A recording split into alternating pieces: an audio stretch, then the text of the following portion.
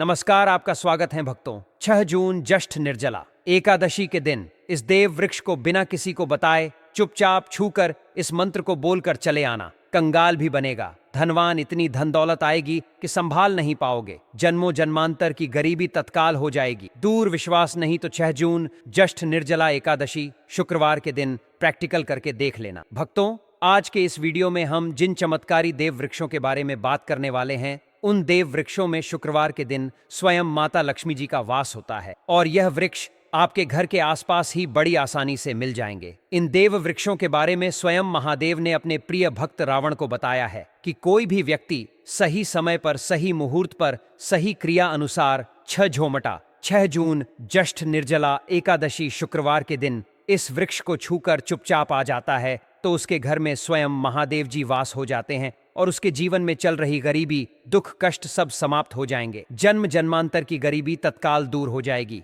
आपका भाग्य 7वें आसमान पर चढ़ जाएगा। जहां भी जाओगे धन दौलत पीछे 6 आएगी। तो फिर आपसे एक छोटा सा अनुरोध है कि वीडियो को पूरे देखें, तभी लाभ की प्राप्ति हो सकती है। इसलिए इस वीडियो को पूरा देखें। यदि आज आपने इस ज्ञानवर्धक वीडियो को बीच बीच में देखा, काट काट कर देखा, तो जीवन में आपको कभी भी सफलता हासिल नहीं होगी और आप पूरे साल परेशान ही रहोगे। भक्तों, इस वीडियो में हम आपको ऐसे पेड़ बताएंगे जिन्हें छूने मात्र से आपकी गरीबी तत्काल दूर हो जाएगी। जी हाँ भक्तों, मां लक्ष्मी की आप पर ऐसी कृपा होगी कि आने वाले समय में आप धनवान बन जाओगे। अगर आप 6 जून 2025 ज्येष्ठ निर्जला एकादशी शुक्रवार के दिन यह जो पेड़ मैं बताता हूँ, उन पेड़ों को छूने मात्र से आपकी गरीबी दूर हो जाएगी। क्योंकि भक्तों, पूज्य गुरुजी ने अभी अपनी कल की शिव महापुराण की कथा में गुरुजी ने बताया कि अगर आप साल भरपूर पूजा पाठ, टोने टोटके उपाय करते करते थक गए हों और आपको रक्त भर भी फायदा नहीं हुआ हो, तो गुरुजी ने बहुत विशेष और रामबाण उपाय बताया है।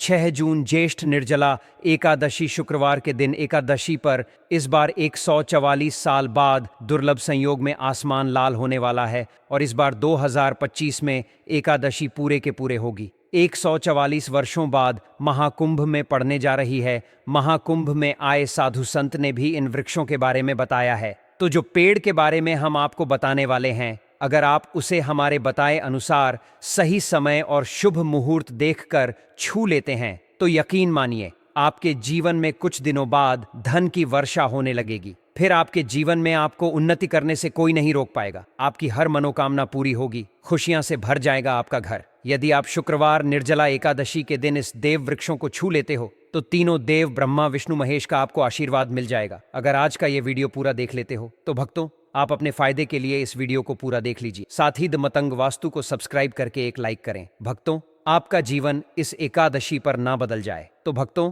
मुझे बताना तो चलिए, जानते हैं कि कौन से ऐसे पौधे हैं जिनको 6 जून एकादशी के दिन छूकर आ जाना है। लेकिन उससे पहले अगर आप इस चैनल पर नए हैं तो चैनल द मतंग वास्तु को सब्सक्राइब करके वीडियो को एक लाइक जरूर करें। साथ ही आप अपनी राशि या अपने शुभ नाम को कमेंट बॉक्स में जरूर डाल दें, क्योंकि हम आपकी राशि से जुड़ा भाग्य भी बताते हैं और भाग्य में चल रही परेशानियों को तत्काल दूर करने के लिए आसान से आसान उपाय भी बताते। इसलिए आप अपनी राशि कमेंट बॉक्स में जरूर डाल दें। तो चलिए भक्तों, अब हम इस वीडियो पर ज्यादा बकवास ना करते हुए वीडियो को शुरू करते हैं। देखिए भक्तों, हिंदू संस्कृति में कई तरह के पौराणिक मान्यताओं को महत्व दिया गया है कि कई ऐसे पेड़ पौधे होते हैं जो कि देव वृक्ष कहे गए हैं और काफी शुभ भी माने गए हैं। प्रकृति में मौजूद कई ऐसे पेड़ पौधे होते हैं जो कि हमारे जीवन में चल रही परेशानी को दूर कर देते हैं। खास बात यह है कि पेड़ पौधे की न सिर्फ लोग पूजा करते हैं बल्कि औषधि के रूप में भी प्रयोग करते हैं। ये कई प्रकार की बड़ी से बड़ी बीमारी को ठीक करते हैं और वेद पुराणों में भी कई प्रकार के पेड़ पौधों का उल्लेख है। भक्तों,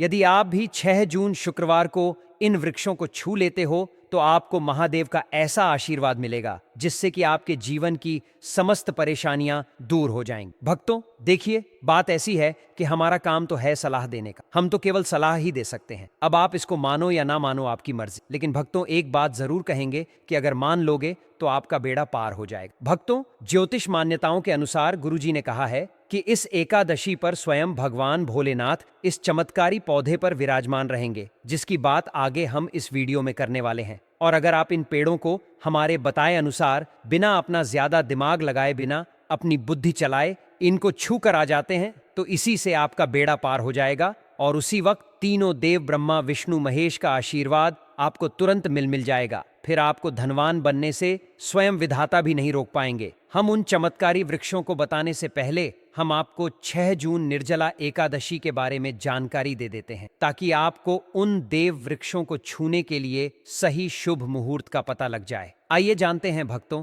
यदि आपको 6 जून निर्जला एकादशी के दिन पेड़ पौधों को छूना है तो किसी भी टाइम आप छूट कर आ सकते हो, उसमें कोई भी दिक्कत वाली बात नहीं है। चलिए अब हम आपका ज्यादा समय बर्बाद शायद धारदार बात ना करते हुए बताते हैं कि कौन कौन से पेड़ पौधे को छूना चाहिए। भक्तों, हमारे हिंदू धर्म में देवी माता रानी के अनेक स्वरूप कहे गए हैं, जिसमें वृक्षों को भीमा देवी के स्वरूप कहा जाता है। तो आज मैं आप लोगों को ऐसे वृक्ष के बारे में बताऊंगा जिनको 6 जून निर्जला एकादशी के दिन छूना बेहद शुभकारी बताया गया है। एकादशी में इनको छूने मात्र से शत्रु दोष, कर्ज दोष, गरीबी दोष सब समाप्त होते हैं। एकादशी का दिन भगवान भोलेनाथ को प्रसन्न करने के लिए सबसे उपयुक्त दिन माना जाता है और एकादशी के पावन पर्व में कुछ ऐसे वृक्ष हैं जो कि देव वृक्ष कहे गए हैं, देवी वृक्ष कहे गए हैं। यह देवी के स्वरूप होते हैं, माता काली के स्वरूप होते हैं और हमारे धर्म में पेड़ पौधे को देवी देवता मान करके हम इनकी पूजा करते हैं और हमें पूजा भी जरूर करनी चाहिए। विज्ञान भी कहता है पेड़ पौधे मनुष्यों को फ्री में प्राण वायु प्रदान करते हैं और पेड़ पौधे हमें ऑक्सीजन देते हैं और हमारे जो कार्बन डाइऑक्साइड होता है उसे ग्रहण करके सभी प्रकार की जितनी भी नकारात्मक चीजें होती हैं उसे अपने अंदर में स्वयं सोख लेता है और हमें ताजगी प्रदान करता है। और 6 जून ज्येष्ठ निर्जला एकादशी शुक्रवार के समय में कुछ ऐसे पेड़ पौधे हमारे शास्त्र में कहे गए हैं जिनको छूने मात्र से व्यक्ति के बंद किस्मत के ताले खुल जाते, व्यक्ति का सौभाग्य चमक जाता है। हमारे शास्त्रों में पेड़ पौधों को बहुत ही गुणकारी कहा जाता है क्योंकि इनमें साक्षात देवताओं का वास होता है। अनेक बीमारियों का उपचार पेड़ पौधों में ही छुपा है। पेड़ पौधों में कई जड़ी बूटियां पाई जाती हैं और भगवान श्री कृष्ण ने गीता में स्वयं कहा है कि वृक्षों में मैं पीपल का वृक्ष हूँ। पीपल के वृक्ष को वृक्षों का राजा कहा जाता है क्योंकि पीपल वृक्ष की जो आयु होती है सबसे ज्यादा होती है, सबसे अत्यधिक होती है। पीपल वृक्ष सर्वशक्तिमान होता है, पूजा पाठ में अत्यधिक इसका महत्व होता है। तो चलिए आज मैं आप लोगों को 6 जून ज्येष्ठ निर्जला एकादशी में छुए जाने वाले वृक्ष के बारे में बताऊंगा। तो कमेंट में हर हर महादेव अवश्य लिख दीजिए, क्योंकि जब भगवान भोलेनाथ का नाम लिखा या बोला जाता है तो भगवान भोलेनाथ उस व्यक्ति से बहुत ही जल्दी प्रसन्न हो जाते हैं। भक्तों, हमारे धर्मशास्त्र में अनेक ऐसे वृक्ष हैं जिन्हें कल्याणकारी और मंगलकारी माना गया है। यह वृक्ष केवल पर्यावरण के लिए नहीं बल्कि हमारे जीवन के लिए भी बेहद महत्वपूर्ण होते हैं। खासकर अगर आप इन वृक्षों को छूते हैं तो आपकी सारी परेशानियां, कष्ट, दुख और तकलीफें खत्म हो जाती हैं। एकादशी के दिन जो कि 6 जून ज्येष्ठ निर्जला एकादशी शुक्रवार को है, इन वृक्षों का असर कई गुना बढ़ जाता है। इस दिन शक्ति धरती लोक में आ जाती है और इस दिन हर वस्तु में प्राण और चेतना का संचार होता है। जब यह शक्ति पूरे ब्रह्मांड में फैली होती है तो जितने भी पेड़ पौधे, जीव जंतु और चल अचल वस्तुएं हैं सब में शक्ति जागृत हो जाती है। इस विशेष समय में अगर आप देवी स्वरूप कहे गए पेड़ पौधों को जाकर छू लेते हैं तो आपके जीवन के सारे दुख, कष्ट, रोग और परेशानियां समाप्त हो जाती हैं। खासकर काल सर्प दोष, मंगल दोष, नर दोष और राहु दोष जैसी समस्याएं तत्काल अपना असर छोड़ देती है और पूरी तरह समाप्त हो जाती है। भक्तों, आज मैं आपको 4 से 5 देव वृक्षों के बारे में बताने जा रहा हूं जिन्हें हमारे धर्मशास्त्र में बहुत महत्वपूर्ण माना गया है। यह चारों वृक्ष आपके जीवन में सुख, समृद्धि और खुशहाली लाने के लिए बेहद प्रभावशाली होते हैं। इसलिए इस वीडियो को ध्यान से देखना, क्योंकि अगर आपने इसे बीच में काट कर देखा तो बाद में आपको पछताना पड़ सकता है। 6 जून ज्येष्ठ निर्जला एकादशी शुक्रवार का पर्व ऐसा है जब आपको लंबी लंबी पूजा पाठ करने की जरूरत नहीं होती। बस अगर आप इन विशेष वृक्षों को एकादशी के दिन सही तरीके से छू लेते हैं और का आशीर्वाद लेते हैं तो आपकी सारी समस्याएं और गरीबी खत्म हो सकती हैं। यह वृक्ष इतने शक्तिशाली होते हैं कि आप अपनी आंखों से इनका असर देख सकते हैं और खास बात यह है कि यह सारे देव वृक्ष आपके आसपास आसानी से मिल सकते हैं, तो आप इन्हें अपने घर के पास से ही ढूंढ सकते हैं। अब वीडियो में आगे बढ़ने से पहले अगर आपने अभी तक कमेंट बॉक्स में हर हर महादेव नहीं लिखा है तो कृपया हर हर महादेव जरूर लिखें। इससे हमें बहुत अच्छा लगता है जब आप हमारे वीडियो में कमेंट करते हैं और उसे लाइक करते हैं। इससे हमारा मनोबल बढ़ता है और हम और भी अच्छी जानकारी आपके लिए लेकर आते हैं। तो अब हम बात करते हैं कि कौन से वे 3 वृक्ष हैं जिन्हें हमें 6 जून निर्जला एकादशी शुक्रवार के दिन छूकर आना चाहिए। यह वृक्ष न सिर्फ आपके जीवन को खुशहाल बनाते हैं बल्कि आपकी गरीबी, और दुख दर्द को भी समाप्त कर देते हैं। इसलिए मैं चाहूंगा कि आप 6 जून उमा या 6 जून निर्जला एकादशी को इन वृक्षों की पूजा जरूर करें और इन्हें छुएं, क्योंकि इस दिन इन वृक्षों की पूजा करने से आपको अनगिनत लाभ मिल सकते हैं। चलिए भक्तों, अब हम जानते हैं कि वे देव वृक्ष कौन से हैं जिन्हें छूने से हमारी गरीबी खत्म हो जाती है और जीवन में सुख समृद्धि का आगमन होता है। पहला वृक्ष है बेल का वृक्ष, जिसे हम खास तौर पर पूजा में इस्तेमाल करते हैं। शुक्रवार के दिन बेल का पेड़ सबसे महत्वपूर्ण माना जाता है। भगवान शिव को बेल के पत्ते अत्यंत प्रिय हैं और उन्हें शिवलिंग पर बेल पत्र अर्पित करने से विशेष पुण्य की प्राप्ति होती है। बेल का पेड़ शिव के पूजन के लिए अत्यधिक पवित्र माना जाता है। बेल के पत्तों का उपयोग भगवान शिव के पूजन में विशेष रूप से किया जाता है। बेल का वृक्ष माता पार्वती के पसीने से उत्पन्न हुआ और स्कंद पुराण के अनुसार यह वृक्ष देवी स्वरूप माना गया है। जिस दिन आप यह विशेष उपाय करते हैं उस दिन का चुनाव बहुत महत्वपूर्ण होता है। यह ध्यान में रखें कि गुरुवार और शुक्रवार को इस उपाय को करना वर्जित माना गया है। इन दोनों दिनों को छोड़कर आप सप्ताह के किसी भी अन्य दिन यह प्रयोग कर सकते हैं, परंतु शनिवार और मंगलवार को यह सबसे अधिक प्रभावी होता है। यदि आपने शनिवार को शुरुआत की है तो कुल 8 शनिवार तक इसे करना होगा। वहीं अगर मंगलवार को आरंभ किया है तो फिर लगातार 8 मंगलवार तक इस प्रयोग को पूरी श्रद्धा से करना चाहिए। जैसे ही यह क्रम पूरा होता है, आप अनुभव करेंगे कि आपके शत्रु धीरे धीरे निष्क्रिय हो रहे हैं, उनका प्रभाव समाप्त हो रहा है और वे आपके जीवन से दूर हो रहे हैं। वे चाहकर भी आपका कुछ नहीं बिगाड़ पाएंगे। अब बात करते हैं नमक से जुड़े कुछ आसान और कारगर उपायों की, जो न सिर्फ शत्रुओं को दूर करते हैं बल्कि आपके जीवन में सकारात्मक ऊर्जा का संचार भी करते हैं। पहला उपाय है घर की नकारात्मक ऊर्जा को दूर करना। सप्ताह में एक बार समुद्री नमक के पानी से घर के सभी कोनों में पोछा लगाना शुरू करें। यह न केवल आपके वातावरण को शुद्ध करता है बल्कि नकारात्मकता को खींचकर बाहर भी कर देता है। यदि किसी विशेष कोने या कमरे में भारीपन या डर जैसा महसूस होता है तो उस स्थान पर काले नमक का हल्का सा छिड़काव करें और कुछ देर बाद उसे साफ कर दें। इससे उस जगह की भारी ऊर्जा समाप्त होती है।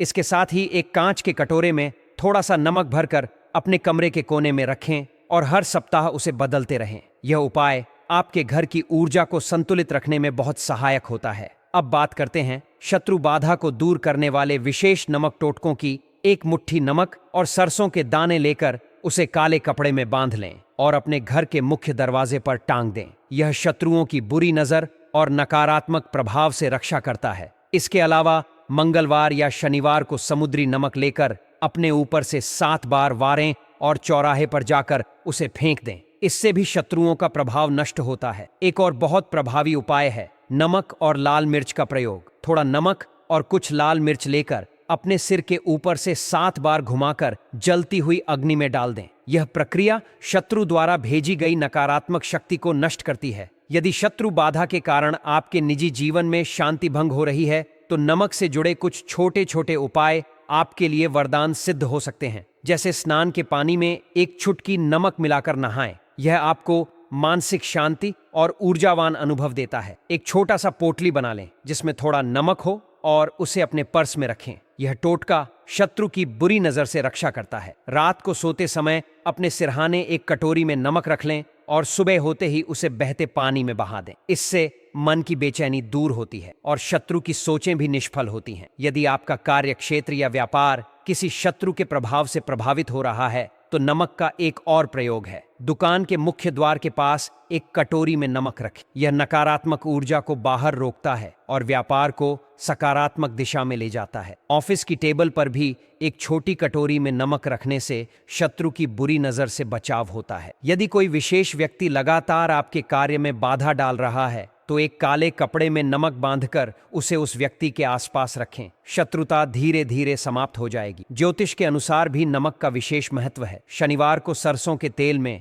नमक मिलाकर पीपल के पेड़ के नीचे दीपक जलाएं। यह शनि दोष को शांत करता है। राहु दोष से बचाव के लिए नियमित रूप से घर की सफाई में नमक का प्रयोग करें। ग्रह दोष निवारण हेतु 43 दिनों तक स्नान में नमक मिलाकर स्नान कर। कुछ विशेष टोटके भी अत्यंत प्रभावी माने गए हैं। जैसे एक कागज पर अपने शत्रु का नाम लिखें, उस पर नमक छिड़कें फिर उसे त्रिकोण आकार में मोड़कर किसी बहती नदी या जल में प्रवाहित कर दें। यह टोटका शत्रु को निष्क्रिय करता है। शिवलिंग पर जल में थोड़ा नमक मिलाकर अर्पित करें, यह भी शत्रु से मुक्ति देता है। मंगलवार को लाल कपड़े में नमक बांधकर हनुमान जी के चरणों में चढ़ाएं, यह टोटका शत्रु के प्रभाव को नष्ट करता है। इन सभी उपायों को करते समय एक बात विशेष रूप से ध्यान रखें, आपके मन में किसी के प्रति द्वेष या बदले की भावना नहीं होनी चाहिए। नमक का प्रयोग करते समय इसे हमेशा खुले स्थान या बहते जल में ही विसर्जित करें। यह उपाय रात्रि में करना अधिक प्रभावी होता है, खासतौर पर शनिवार, मंगलवार या अमावस्या के दिन। नमक एक सरल, सस्ता और सुलभ पदार्थ है,